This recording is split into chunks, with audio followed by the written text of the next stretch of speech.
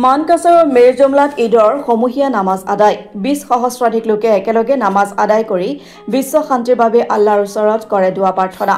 মানকাছাৰ অসম মেঘালয় সীমান্তৱৰ্তী মানকাছাৰৰ মিৰ্জুমলা মাজাৰ শৰীফ ঈদগাহ ময়দানত ঈদ উল ফিতৰৰ সমূহীয়া নামাজ অনুষ্ঠিত হয় প্ৰায় 10 সহস্ৰাধিক লোক মিৰ্জুমলাৰ এই ঈদগাহ ময়দানত ঈদৰ নামাজ আদায় কৰে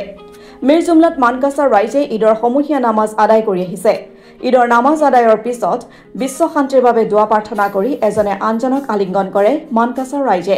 ইছলামিক ৰীতি অনুসৰি ৰমজান মাহত সম্পূৰ্ণ এমাহ ৰোজা পালন কৰাৰ অন্তত আজি উলহ মালহেৰে ঈদ উদযাপন কৰা হয় সৰ্বপ্ৰথমে মই আমাৰ মিৰ্জুমলা মাদ্ৰাছাৰ কমিটিৰ ফালৰ পৰা আজি সমূহ অসমবাসীৰ লগতে গোটেই ভাৰতবৰ্ষৰ যিমান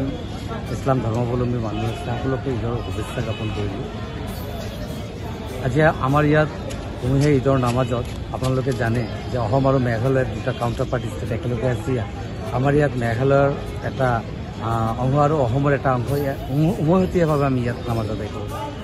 ধৰক অলমষ্ট 10 to 15,000 মানুহ ইয়াত আমাৰ গেডাৰিং হয় আজিতো এটা ডাঙৰ এটা ঘটনা যে আজি আমাৰ এটা জামাতত আমি নামাজ সম্পূৰ্ণ কৰিবই নোৱাৰিলোঁ আজি আমি দ্বিতীয় জামাত কৰিব লগা হৈছে এনেকুৱা এটা পৰিৱেশ হৈছে তো আজি ভাল লাগিছে যে ইমান মানুহ সকলোৱে ওলাই আহিছে নামাজ আদায় কৰিবৰ কাৰণে ধৰক আমি জন্মলগ্নৰ পৰা চাইছোঁ ইয়াৰ আগতে কিমান বছৰ ধৰি হৈছে ঐতিহাসিকভাৱে মোটামুটি অলমষ্ট 200 ইয়াৰ্ছ ধৰি এইটো নামত মানে মিৰ্জুমলাৰ যিহেতু মিৰ্জুমলাৰ নামতে এইটো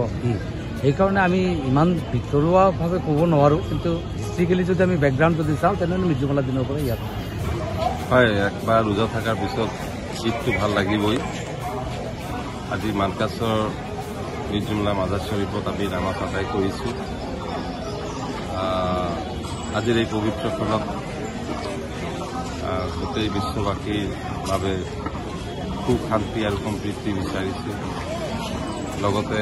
ভাতৃত্ববোধ বেছিকৈ অটুট থাকক আৰু বেছিকৈ আৰু ভাতৃত্ববোধ গঢ়ি উঠক এই কামনা কৰিছোঁ আজি মিৰ্জুমলা ইয়াত প্ৰায় কিমান দিনৰ পৰা নামাজ আদায় কৰিছিল নামাজ আমি শুনামতে প্ৰায় 150 বছৰটো হয় আমি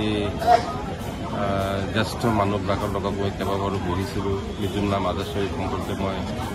ইতিহাস জানিবলৈ চেষ্টা কৰিছিলোঁ বিশেষকৈ 150 বছৰ হয় ইয়াত জংঘল আছিল বাঘ আছিল সেইবোৰ অতিক্ৰম হোৱাৰ পিছত নামাজ প্ৰায় 150 বছৰ পৰা আদায় দাদা হুজুৰ বিশেষকৈ দাদা হুজুৰ তেখেতৰ পদক্ষেপত মিৰ্জুমলা মাজাৰ শৰীফৰ আৱিষ্কাৰটো মূলত হয় তাৰ পিছৰে পৰা ইয়াত কবৰ দিয়া ষ্টাৰ্ট হয় আৰু মই ভাবোঁ যে ইয়াত বৃহৎ অঞ্চলটো এই মিৰ্জুমলা মাজাৰ শৰীফ কাভাৰ কৰি আছে যদিও মেঘালয় অঞ্চলত ইয়াৰ অৱস্থিত মেইনটেনেন্সটো পৰিচালনা কমিটিটো মানকাছৰ মানে অসম আৰু মেঘালয় উভয় ষ্টেটৰ পৰা ৰাজ্যৰ পৰা একত্ৰিত হৈ এই মাজাৰ শৰীফটো মিৰ্জুমলা মাজাৰ শৰীফৰ মেইনটেইন কৰি আছে পৰিচালনা কৰি আছে